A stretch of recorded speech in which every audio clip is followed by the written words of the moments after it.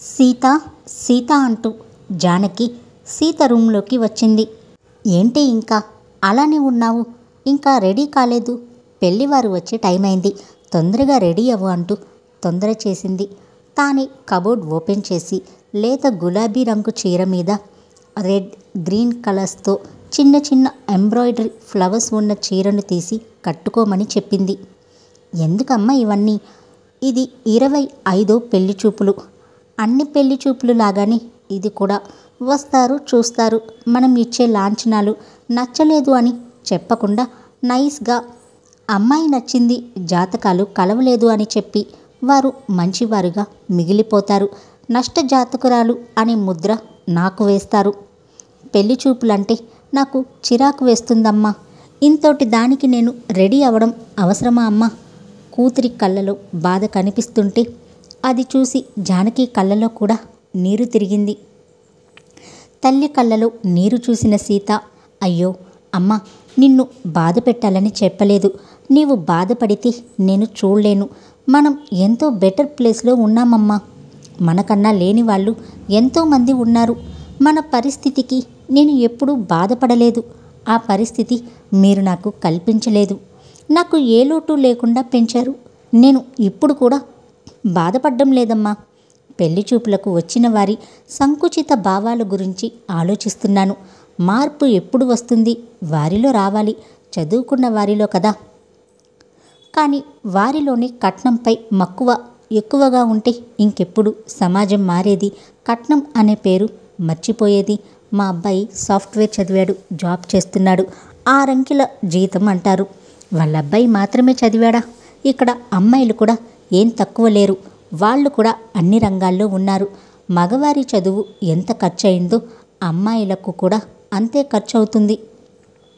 అమ్మాయిలు కూడా మగవారితో సమానంగా 6 అంకెల జీతాన్ని తీసుకుంటున్నారు. నేనేమి తక్కువ చదివానా? అమ్మా, నేను ఎంఎస్సి మ్యాథ్స్ చేసి పిహెచ్డి చేసి మా కాలేజీలోనే చేరాను. వారితో సమానంగా జీతం తీసుకుంటున్నాను. ఇప్పటి నుండి నన్ను పోషించాలి అనడానికి లేదు. ఎందుకంటే నేను సంపాదిస్తున్నాను. ఇంకా ఎందుకు కట్నం పేరుతో లాంఛనాలు అడుగుతున్నారు? పుట్టినప్పటి నుండి ఇప్పటి వరకు అయిన ఖర్చు ఉగ్గుపాలతో సహా అంతా రాబట్టుకోవాలి అని అనుకుంటారేమో. కనీసం చదువుకున్న వారైనా ఇలా ఆలోచిస్తే బాగుంటుంది కదా. చదువుకు మాకు ఎంత ఖర్చు అవుతుందో వారికి అంతే ఖర్చు అవుతుందని ఎందుకు ఆలోచించరు?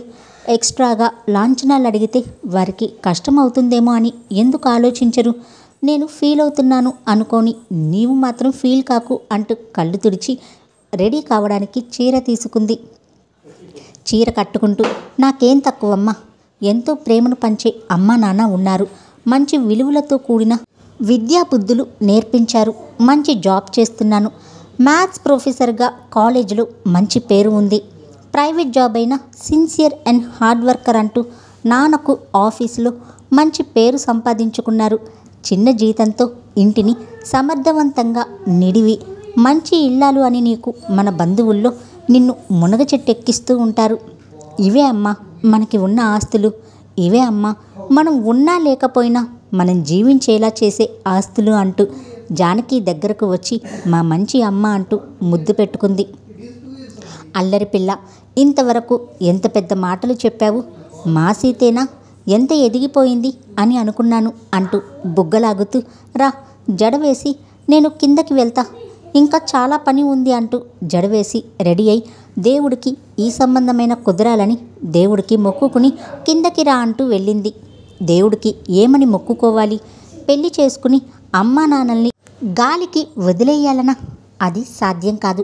ఈ పెళ్లి చూపులు కూడా క్యాన్సిల్ చేయి తండ్రి అంటూ దేవుడికి మొక్కుకుంది. నాన్నది ప్రైవేట్ జాబ్, 2 ఏళ్లలో రిటైర్ అవుతారు. నాన్న పిఎఫ్ డబ్బులతో లోన్ తీసుకుని నా చదువు, ఇప్పుడున్న ఈ ఇల్లు కట్టుకున్నాం. నా పెళ్ళికని 10 లక్షలు అమ్మ బ్యాంకులో దాచింది. ఎన్ని సమస్యలు వచ్చినా వాటిని వాడలేదు. నేను జాబ్లో చేరి 1 ఇయర్ కూడా కాలేదు. ఇప్పుడిప్పుడే మా ఆర్థిక పరిస్థితి మెరుగుపడుతుంది. ఇప్పుడు నేను వెళ్ళిపోతే మళ్ళీ మొదటికి వస్తుంది. అందుకే పెళ్లి చూపుల్లో నా శాలరీ మా అమ్మకి ఇస్తాను అని అడిగితే ఎవరూ ఒప్పుకోలేదు. అదేలా సాధ్యం? జాబ్ ఉందని చేసుకున్నాం అని అంటున్నారు. మరొక ప్రబుద్ధుడు మా అమ్మని అడిగి చెప్తా అన్నాడు. చదువులేని ఆమె చదువుకున్న నాకు వాళ్ళ అబ్బాయి చదువు గురించి, బ్యాంక్ ఉద్యోగం గురించి గొప్పగా చెప్పింది. నా జీతం గురించి చెప్పేసరికి అందుకే నీకు అంత గర్వం అంటూ మాకు ఈ సంబంధం వద్దు, ఏమీ వద్దు అంటూ వెళ్ళిపోయారు. ఇప్పుడు వచ్చినా మీరు ఏ గొడవ చేయకుండా వెళ్ళిపోతే బాగుండు అనుకుంటూ కిందకి వచ్చింది. హాల్లో తల్లి కనిపించకపోయేసరికి వంటగదిలోకి వెళ్ళింది. జానకి పకోడీలు వేస్తూనే మనసులో దేవుణ్ణి వేడుకుంటూనే ఉంది. ఏంటమ్మా, దేవుడికి అష్టోత్తరాలు చదువుతున్నావా, లేక మొక్కులు మొక్కుకుంటున్నావా అంటూ తల్లి పక్కగా వచ్చి తప్పుకో అమ్మా, నేను చేస్తాను అంటుంది. వద్దులేవే, హీట్కి మళ్ళీ చెమట వస్తుంది అంటూ సీతని తేరిపారా చూసింది. ఇంత సింపుల్గా ఉన్నావు, సింపుల్గా చైన్ ఒక్కటే వేసుకున్నావు, లాంగ్ చైన్ వేసుకోకూడదు, పౌడర్ కూడా వేసుకోలేదు సీత. ఏంటమ్మా ఇది, వెళ్ళు, కనీసం ఫెయిర్ అండ్ లవ్లీ క్రీమ్ అయినా వాడు వెళ్ళు అంది. నేనేమైనా ఇంటర్వ్యూకి వెళ్తున్నానా అమ్మా? ఫెయిర్ అండ్ లవ్లీ వాడితే ఫెయిర్గా ఉంటే నాకు జాబ్ ఇవ్వడానికి రిన్ సోపుతో ఉతికిన తెల్ల డ్రెస్ వేసుకున్నా అమ్మా? హోటల్కి వెళ్తే సెక్యూరిటీ డోర్ తెరుస్తాడు కదా, అలా వీరేమైనా మనసు డోర్ తీస్తారేమో చూద్దాం.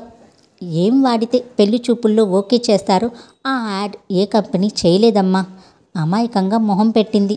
అది చూసి జానకి ఫక్కున నవ్వి, నా సీత ఎలా ఉన్నా బంగారు బొమ్మే అంటూ నా దిష్టి తగిలేలా ఉంది అంటూ సీత చుట్టూ చేతులు తిప్పి తలకు మెటికలు విరిసింది.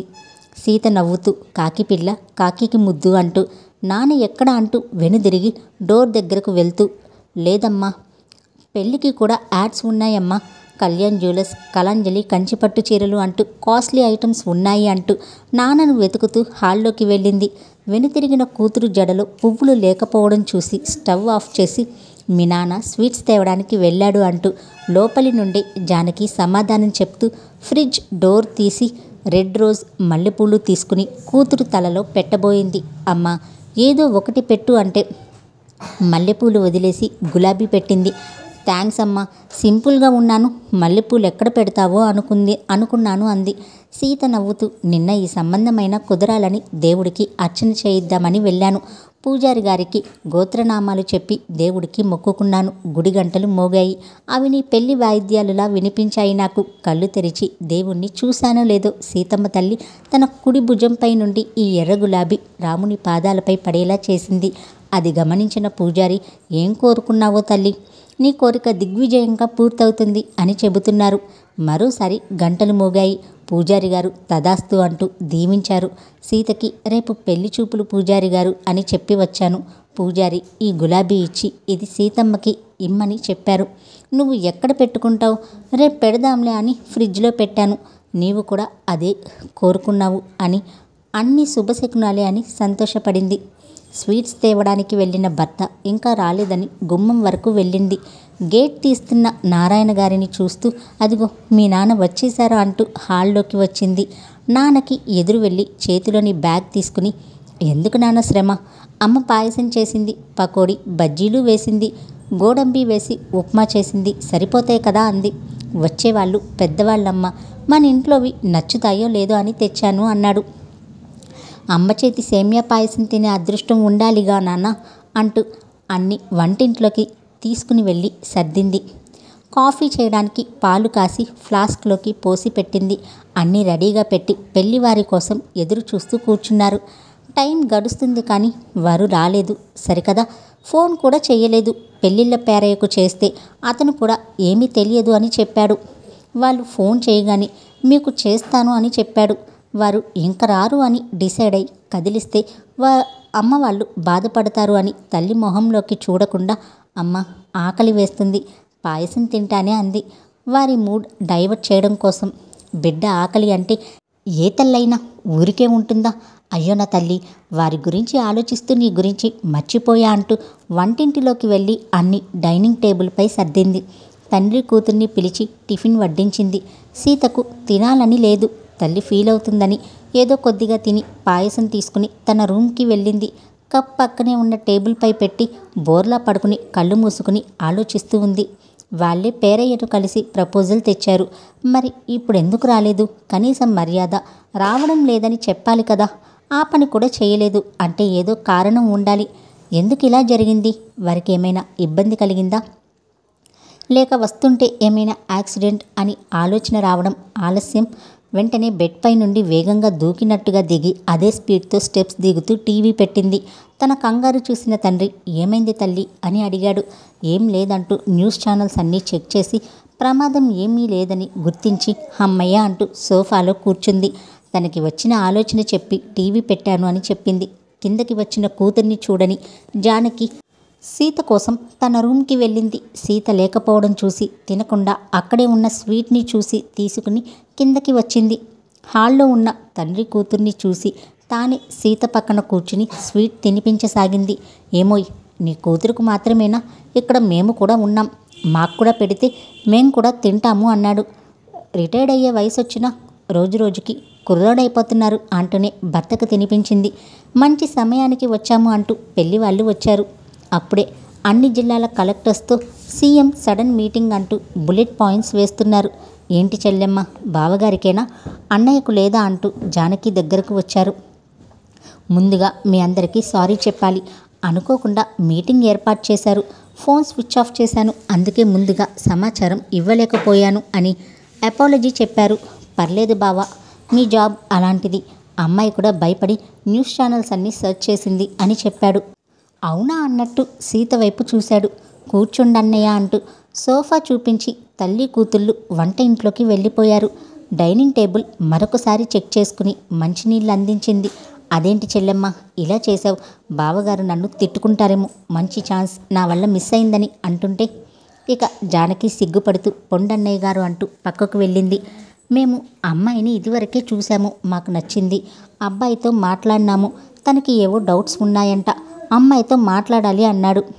అమ్మాయి ఒప్పుకుంటే ముహూర్తాలు పెట్టేసుకుందాం అన్నారు. వారంతా ఫాస్ట్గా వారి అభిప్రాయాన్ని చెబుతూ ఉంటే ఏం మాట్లాడాలో తెలియక నోరు వెళ్ళబెట్టి చూస్తూ ఉండిపోయారు. మీరెప్పుడు అమ్మాయిని చూశారు అని అడిగారు. అదో పెద్ద స్టోరీ, తీరిగ్గా చెప్తాలేండి అంటూ బావగారు అంటూ పలకరించి మీరేమంటారు అన్నారు కలెక్టర్ మురళీధర్ గారు. మీ ఇష్టమే మా ఇష్టం బావగారు అన్నాడు. పెళ్ళికొడుకు రఘురాం మాత్రం రెప్ప వేయడం కూడా మర్చిపోయి సీతని చూస్తూ ఉన్నాడు. అది మురళీ గారు గమనించి బావగారు అంటూ సైగ చేశాడు. ఇద్దరు నవ్వుకుని సీత, అల్లుడు గారిని నీ గదికి తీసుకుని వెళ్ళమ్మా అని చెప్పాడు. వీరిలా వరుసలు కలుపుకోవడం నచ్చని సీతకు అల్లుడు గారు అనేసరికి కళ్ళలో నీళ్లు వచ్చేశాయి. సీత పిలవకపోయేసరికి రఘురాం లేచి సీత దగ్గరకు వెళ్ళాడు. వెళ్దామా అంటూ చొరవగా మాట్లాడాడు. రఘురాం దగ్గరికి వచ్చేసరికి సీత హార్ట్ బీట్ పెరిగిపోయింది. మరోసారి రఘురాం పలకరించేసరికి తేరుకుని సరే అంటూ తల ఊపుతూ స్టెప్స్ వైపు కదిలింది. సీతని అనుసరించి పైకి వెళ్ళారు. రూమ్లోకి వెళ్ళిన రఘురాం రూమ్ మొత్తం పరిశీలించాడు. రూమ్ అందంగా సర్దింది. బుక్స్ చాలా ఉన్నాయి. గుడ్ అనుకున్నాడు మనసులోనే. ఇక అలా నిలబడి ఉండడం గమనించిన రఘురాంని చూసి సీత కూర్చోండి అని చైర్ వైపు చూపించింది. నన్ను మీరు గారు అని సంబోధించవలసిన అవసరం లేదు. నా పేరు రఘురాం, నన్ను రామ్ అని పిలిస్తే చాలు అని చెప్పాడు. ముందు లేడీస్ ఫస్ట్, మీరే మాట్లాడండి. నా గురించి మీకేం తెలుసు? నా గురించి ఇంకా ఏం తెలుసుకోవాలి అని అనుకుంటున్నారు? పెళ్లి చూపులకు రమ్మన్నారు అంటేనే మీ నాన్నగారికి సంబంధం ఓకే అని అర్థమైంది. హాల్లో మీ రిలేషన్ చూశాక మీతో సంప్రదించకుండా ఓకే చెప్పి ఉండరు అని అనుకుంటాను. ఓకే, నా గెస్ కరెక్టేనా అని అన్నాడు. మరోసారి అవును అన్నట్టు తలాడించింది. మీరు మాటలు పొదుపు చేస్తారనుకుంటా అన్నాడు. అబ్బే లేదండి అంది కంగారుగా. రామ్ చిన్నగా నవ్వుతూ ఏమైనా అడుగు అన్నాడు. మీ గురించి తెలుసుకోవాల్సింది ఏమీ లేదు అన్నది సీత.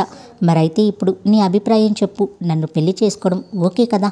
ఓకే అంటే నా ఆలోచనలు చెబుతా అన్నాడు. నాకు పెళ్ళి ఇష్టం లేదండి అంది. ఎందుకు? నేను ఇష్టం లేదా లేక పెళ్ళి ఇష్టం లేదా అన్నాడు. పెళ్ళి ఇష్టం లేదండి అన్నది సీత. అదే ఎందుకు తెలుసుకోవచ్చా అన్నాడు. మీకు చెప్పాల్సిన అవసరం లేదనుకుంటా అంది కోపంగా. నాకు చెప్పకపోయినా కింద మీ నాన్నగారికైనా చెప్పాలి కదా. మరి కూల్ అవుతూ మీరే చెప్పండి నచ్చలేదని అంది. నాకేం అవసరం, పరాయి వారిని అలాగే ఉంటా. పైగా ఇప్పుడు కిందకు వెళ్ళి నాకు ఓకే అని చెప్తా అంటూ కళ్ళెగరేసి చైర్లో నుండి పైకి లేచాడు. సీత నిలువుగుడ్లు వేసుకుని అలా చూస్తూ ఉండిపోయింది. ఊహించని సమాధానం వచ్చేసరికి రామ్ నవ్వుకుంటూ కింద ఒకసారి చూడండి, వాళ్ళు వరుసలు కలుపుకుని కళ్యాణ మండపం గురించి మాట్లాడుతున్నారు అన్నాడు. అవును, అలా వరుసలు కలుపుకోవడమే నాకు నచ్చలేదు. ముందు మీ నాన్నగారే అంటూ రామ్కు దగ్గరగా వచ్చింది. ఏంటి ఇప్పుడు మా నాన్నగారి మీద కోపం నాపై చూపిస్తారా ఏంటి కొడతారా? మీదకు వస్తున్నారు. పెళ్ళి కాకుండానే మ్యాన్ హ్యాండ్లింగా? ఓ, మీరు మ్యాన్ కాదు కదా, విమెన్ హ్యాండ్లింగా అంటూ ఫేస్ అమాయకంగా పెట్టి, అమ్మో నేను అర్జెంటుగా కిందకి పారిపోవాలి అంటూ వడివడిగా అడుగులు వేశాడు. కిందకు వెళ్ళి ఏం చెప్తాడో ఏమో అంటూ సీత ఫాస్ట్గా వెళ్ళి చెయ్యి పట్టుకుని లాగడానికి ప్రయత్నించింది. రామ్ చిన్నగా నవ్వుకుంటూ, లేదు నేను కిందకి వెళ్ళాలి అంటూ చెయ్యి విదిలించుకుని మరో అడుగు ముందుకు వేశాడు. చేతికి దొరికిన నడుమును గట్టిగా పట్టుకుని అడుగులు వెనక్కి వేసుకుంటూ వచ్చింది. మొండికేసినట్టు యాక్ట్ చేస్తూనే సీత సహచర్యం ఆస్వాదిస్తూ సీతకు సహకరిస్తూ వెనక్కి వస్తున్నాడు రామ్. వెనక్కి వస్తున్న సీతకు బెడ్ తగిలి బెడ్పై అడ్డంగా పడిపోయింది. అయినా రామ్ని వదల్లేదు. దాంతో రామ్ కూడా సీతపై పడ్డాడు. ముందుగా తేరుకున్న రామ్ పక్కకి పొర్లినాడు. రామ్ ఎక్కడ కిందకు వెళ్తాడో అని రామ్ని గట్టిగా పట్టుకుని తన పైకి లాక్కుని గట్టిగా పట్టుకుంది. రామ్ నవ్వుకుంటూ సీత వైపు చూశాడు. ఇద్దరి కళ్ళు కలుసుకున్నాయి. సీత కళ్ళల్లో భయంతో కూడిన నీళ్లు దూకడానికి సిద్ధంగా ఉన్నాయి. అది గమనించిన రామ్ తన టెన్షన్ పోగొట్టాలని సీతని చూసి కన్ను కొడుతూ, మనకి ఇంకా పెళ్లి కాలేదని ఆలోచిస్తున్నాను. ఇలా పట్టుకుంటే నాకేమేమో చెయ్యాలి అనిపిస్తుంది అంటూ భయంతో అదురుతున్న చిన్న పెదవులని చూస్తూ దగ్గరకు వస్తున్నాడు. వెంటనే సీత అలర్టై సిగ్గుపడుతూ పక్కకి తోసేసింది. ఇదేం బాలేదు అంటూ ఎక్కడికో తీసుకువెళ్ళి కిందకు తోసేశారు అంటూ రామ్ చిన్నపిల్లాడిలా కాళ్ళు చేతులు ఆడిస్తూ ఏడుస్తున్నట్టు యాక్ట్ చేశాడు. వేసిన వేషాలు చాలండి అంటూ చెవి పట్టుకుని లేపి కూర్చోబెట్టింది. ఇప్పుడైనా చెప్తావా లేక కిందకి వెళ్ళమంటావా అంటూ సీరియస్గా అడిగాడు. లేట్ అయితే మనవన్నిచ్చే కార్యక్రమంలో ఉన్నాము అని అనుకుంటారు, తొందరగా స్టార్ట్ చేస్తే అంటూ బెడ్పై బాసింపట్టు వేసుకుని కూర్చున్నాడు. ఇప్పుడే సీరియస్ అవుతాడు, అంతలోనే రొమాంటిక్గా మాట్లాడతారు, వెంటనే ఎంత వేరియేషన్స్ చూపిస్తారు అనుకుంటూ సీత చైర్లో కూర్చోబోయింది. వెంటనే రామ్ సీత చేయి పట్టుకుని తన ఎదురుగా కూర్చోపెట్టుకున్నాడు.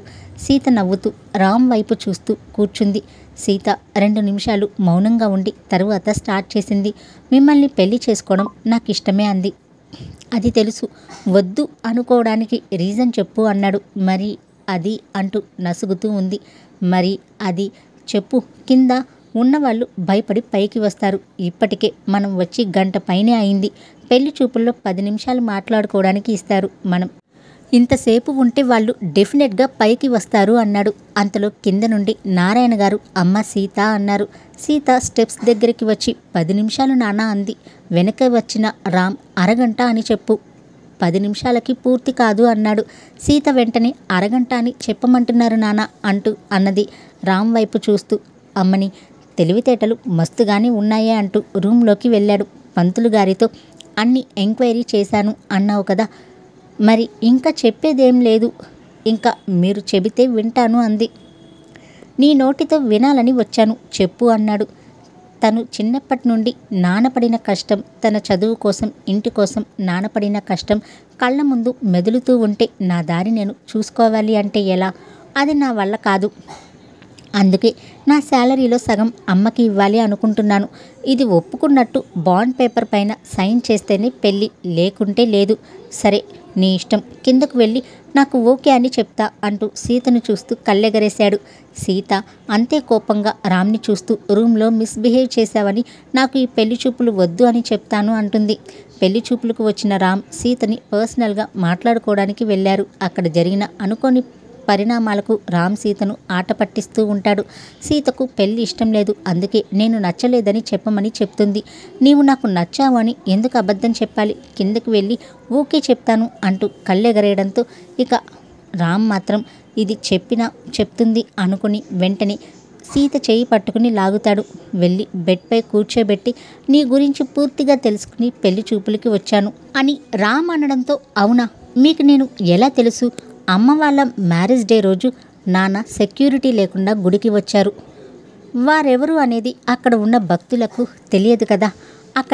అక్కడికి ఎస్పీ సార్ నాన్న వాళ్ళు కూడా గుడికి వస్తారు అని దేవాలయ ప్రధాన అర్చకులకు ఇన్ఫర్మేషన్ ఇచ్చారు. అర్చకులు వచ్చేసరికి నాన్న వాళ్ళని క్యూలో రమ్మని గొడవ చేశారు. నాన్నకి ఇంపార్టెంట్ మీటింగ్ ఉండటం వల్ల క్యూలో వెళ్ళి దర్శనం చేసుకునే సమయం లేదు. పూజారి చెప్పేది వినకుండా అక్కడున్నవారు చిన్న గొడవ స్టార్ట్ చేస్తే దర్శనం చేసుకోకుండా వెళితే అమ్మ ఫీల్ అవుతుంది అని నాన్న ఆలోచిస్తూ ఉంటే అది గమనించిన నీవు నాన్న వాల్యుబుల్ టైం గురించి వారికి వివరించి పక్కకు తప్పుకుని దర్శనానికి పంపించారంట కదా. నీవు పూజారి గారితో మాట్లాడుతూ ఉండడం నాన్న గమనించారు. నీ బిహేవియర్ నచ్చిన నాన్న నిన్ను అబ్జర్వ్ చేయడంతో వెంటనే అది గమనించిన పూజారి, ఏంటి సార్ మా సీతను గమనిస్తున్నారు అని అడిగారు. అలా నీ గురించి పూజారి గారితో డీటెయిల్స్ అడిగి తీసుకున్నారు. అప్పుడే నీవు అనాథవని, పిల్లలు లేని నారాయణ గారు నిన్ను పెంచారని, వారి కష్టంతో పెరిగిన నీవు పెళ్లి పేరుతో వారిని వదిలి వెళ్ళటం ఇష్టం లేని నువ్వు నష్టజాతకురాలు అని ట్యాగ్ వేసుకుని పెళ్లి సంబంధాలు చెడగొడుతున్నావు అని తెలిసింది.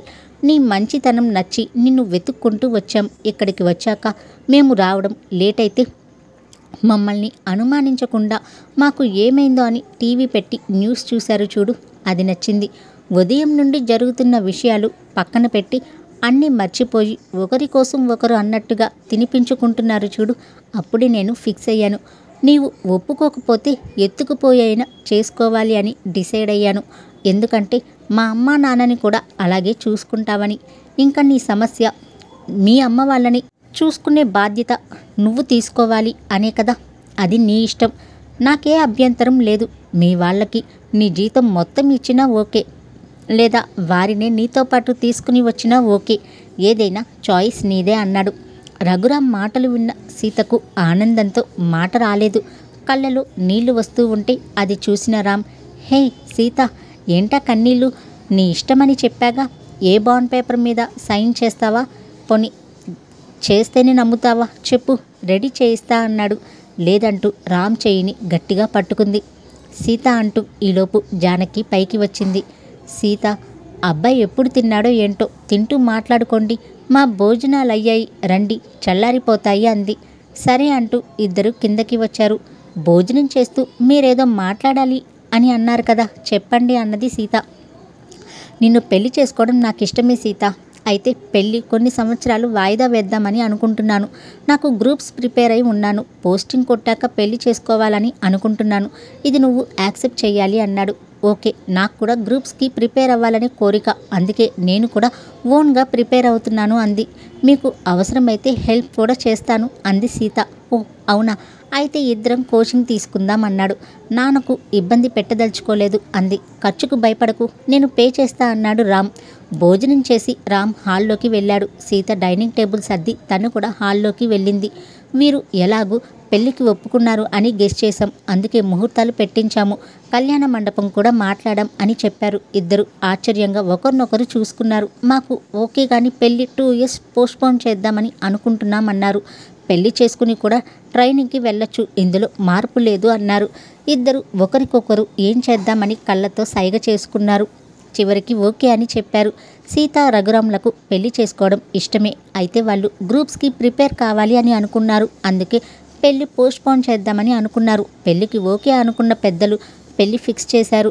మా నిర్ణయంలో మార్పు లేదని చెప్పారు. ఒకరినొకరు చూసుకుని సరే అని చెప్పడంతో సీతకు ఏమీ అర్థం కాలేదు. తను పెట్టిన కండిషన్స్కు ఒప్పుకున్నారు. వరుసలు కలుపుకుని ఎన్నో సంవత్సరాల నుండి పరిచయం ఉన్నట్టు మాట్లాడుతూ ఉన్నారు. ఏమీ అర్థం కాక వీళ్ళు వెళ్ళాక అమ్మతో మాట్లాడాలి అనుకుంది సీత. పెద్దలు పంతులు గారితో మాట్లాడుతూ ఉంటే రామ్ సైగ చేశాడు పక్కకు రమ్మని. ఏంటి అంటూ సీత వెనుక పెరటిలోకి వెళ్ళింది. వెనుకే రఘురాం కూడా వెళ్ళాడు. ఇద్దరు అక్కడ ఉన్న బాదం చెట్టు కింద అరుగుపై కూర్చున్నారు. అక్కడ ఉన్న మొక్కల్ని అన్నీ పొందికగా మల్లెలు, గులాబీలు, కనకాంబరాలు, పూల మొక్కలు అన్నీ ఒకవైపు, కూరగాయల మొక్కలన్నీ ఒకవైపు, బీర, కాకర తీగ జాతి మొక్కలన్నీ ఒకవైపు, రకరకాల మొక్కలు ఉన్నాయి. అన్నీ చూస్తూనే హ్యాపీగా ఫీల్ అయ్యాడు. ఈ మంచి పని కూడా చేస్తారా మీరు అంటూ. అవును, ఇవన్నీ అమ్మ పెంచిన మొక్కలు, ఇది అమ్మ సామ్రాజ్యం అంది. ఎందుకు రమ్మన్నారు అంటూ అడిగింది సీత. పెళ్ళికి ఓకే అని అలా తల ఊపావు, అందుకే పిలిచా, వద్దనుకున్నాం కదా, మరి ఎందుకు ఊ అన్నావు అని అడిగాడు. అదేంటి, నీవే కదా ఓకే అని సైగ చేశావు, మరి నన్నంటున్నావేంటి అని అంది. నీవేదో ప్లాన్ వేశావనుకుని సరే అన్నాను అంది. అవును, నేను అలానే అనుకున్నా, కానీ నిన్ను చూశాక పెళ్లి చేసుకోవాలి అనిపించింది అని చిన్నగా నవ్వుతూ అన్నాడు రామ్. అంది ఆశ్చర్యంగా చూస్తూ. ఆ లేదు ఊ లేదు, ఒప్పుకోకపోతే కొట్టి మరీ చేసేలా ఉన్నారు, అందుకే సరే అన్నాను. వివాహాయ విద్యనాశాయ అని ఏమో అన్నారు. పెళ్లి చేసుకున్నా మనం దూరంగానే ఉండొచ్చు, పెళ్ళి కాకుండా కలిసి ఉంటాం, కలిసి చదువుతాం అంటే ఎవరు ఒప్పుకోరు. అందుకే ఒప్పుకున్నాను. పెళ్లి చేసుకుని లైఫ్లో సెటిల్ అయ్యాక కొత్త లైఫ్ స్టార్ట్ చేద్దాం అని అనుకున్నారు. పెళ్లికి ముహూర్తాలు పెట్టించారు. రెండు వైపులా ఖర్చులు పెట్టుకుని గ్రాండ్గా పెళ్లి చేశారు. సీత గదిని అందంగా రెడీ చేశారు. ఆ పక్కనే గదిలో సీతను రెడీ చేస్తున్నారు. సీతను చూసిన జానకమ్మ, నా సీత సీతా కళ్యాణంలోని సీతాదేవిలా అందంగా ఉంది, నా బంగారు తల్లి, నా దిష్టే తగిలేలా ఉంది అంటూ తల చుట్టూ తిప్పి తలకు మెటికలు విరిచింది. తన కళ్ళు కాటుక తీసి బుగ్గన చుక్క పెట్టింది. ఏంటమ్మా ఇది, మాకిష్టం లేకుండా ఇలా గదిలోకి పంపిస్తారా అంది. పెద్దలుగా మేం చెయ్యాల్సినవి మేం చేస్తాం, ఆపై మీ ఇష్టం అంది. ఇదేమి చోద్యమే తల్లి, పెళ్ళవడం ఆలస్యం, కట్టుకున్నోడి కౌగిల్లో ఎప్పుడు వాలిపోవాలా అని అనుకుంటూ ఉంటారు అందరూ. ఇది చూస్తే రాముణ్ణి ఆమడ దూరం పెట్టేలా ఉంది అంటూ వచ్చిన అమ్మలక్కలందరూ బుగ్గలు నొక్కుకున్నారు. దంపత పూజ చేయించి పెద్ద ముత్తైదువులకు దంపత తాంబూలం ఇప్పించారు. అనంతరం గదిలోకి రఘురాంని పంపించారు. గదిలో పాలనురగలాంటి పట్టుపంచే పైజమాలో రఘురాముడు సీత కోసం ఎదురు చూస్తున్నాడు. పట్టె మంచంపై ఉన్న మల్లెలు మత్తెక్కిస్తున్నాయి. ఏసీ గదిలో కూడా చిరు చెమటలు పడుతున్నాయి. ఉదయం పూజకు సీత పక్కన కూర్చున్నప్పటి నుండి మనసుకు ఏదో తెలియని ఫీలింగ్. మనసు సీత సాంగత్యం కోరుతున్నది. బుద్ధి లక్ష్యాన్ని చూపిస్తుంది. మరి ఏది జయిస్తుందో చూడాలి. మరి సీత వస్తున్న అడుగుల సవ్వడి వినిపిస్తుంది. స్నేహితులు, వరుసైన వారు అల్లరి మాటలు, నవ్వులతో సీత పాల గ్లాస్తో గదిలోకి అడుగుపెట్టింది. సీతని గదిలోకి తోసి బయట గెడవేశారు. సీత ఒక్క క్షణం అక్కడే ఆగింది. నేను వెళ్ళాలా లేక రఘురాం వచ్చే వరకు ఉండాలా అని మనసులో ఆలోచిస్తుంది. ఇక్కడ మన హీరో గారు నేను వెళ్ళి తీసుకుని రావాలా, తానే వస్తుందా అని అనుకుంటున్నాడు. సీత వస్తున్నట్టు అడుగుల శబ్దం వినిపించాక తల ఎత్తి సీత వైపు చూశాడు. అక్కడే ఉంది అంటే నేనే వెళ్ళాలి, ఇదేదో నాకు వర్కౌట్ అయ్యేలా ఉంది అనుకుంటూ రఘురాం సీత దగ్గరకు వెళ్దాం అని పైకి లేచాడు. రామ్ రాలేదని సీత వచ్చేసింది. దగ్గరకు వచ్చిన సీత పాల గ్లాస్ అందించింది. పాలు తాగి గ్లాస్ సీతకు ఇచ్చాడు. సీత కూడా పాలు తాగి గ్లాస్ టేబుల్పై పెట్టింది. అంతవరకు మనసులో ఏదో బెరుకుగా ఉన్న రఘురాం సీత గ్లాస్ అందుకుని పాలు తాగేసరికి రఘురాం మనసు గాల్లో తేలిపోయింది. మీరు ఇక్కడే బెడ్పై పడుకోండి, నేనక్కడ సోఫాలో పడుకుంటా అని దిండు తీసుకుంది. గాల్లో తేలుతున్న రఘురాం గాలి తీసిన బెలూన్ల డబ్బున కింద పడ్డట్టయింది. రెడ్ బోర్డర్ ఉన్న వైట్ శారీ కట్టుకుని తల నిండా మల్లెపూలు పెట్టుకుని చేతి నిండుగా ఎర్రటి మట్టి గాజులు వేసుకుని బాపు బొమ్మలా అందంగా ఉంది. తనని చూస్తూ సోఫాలో ఎందుకు, ఒకే మంచంపై కూడా నిగ్రహంగా ఉండొచ్చు కదా, ఇక్కడే పడుకో అని చిన్నగా అన్నాడు. సరే అంటూ డ్రెస్సింగ్ టేబుల్ దగ్గరికి వెళ్ళి నగలు తీస్తూ ఉంది. చేతిలోని మట్టి గాజులు తీస్తూ ఉండగా, అలానే ఉంచొచ్చుగా, నీ చేతికి మరింత అందాన్ని తెచ్చాయి అన్నాడు. రఘురాం మాటలకు చిన్నగా నవ్వి గాజులను తీయకుండా వచ్చి బెడ్కు చివరగా పడుకుంది. హీరో గారికి నిద్ర రావడం లేదు. సీతనే చూస్తూ ఉన్నాడు. సీత కళ్ళు మూసుకుంది, కానీ తనకి నిద్ర పట్టడం లేదు. తనకు రామ్ చింతకు చేరాలనే ఉంది, కానీ చొరవ తీసుకోడే అని చూస్తూ ఉంది. ఎందుకో రామ్ చూస్తున్నాడు అనిపించి రామ్ వైపు చూసింది. ఏంటి చూస్తున్నారు అంది.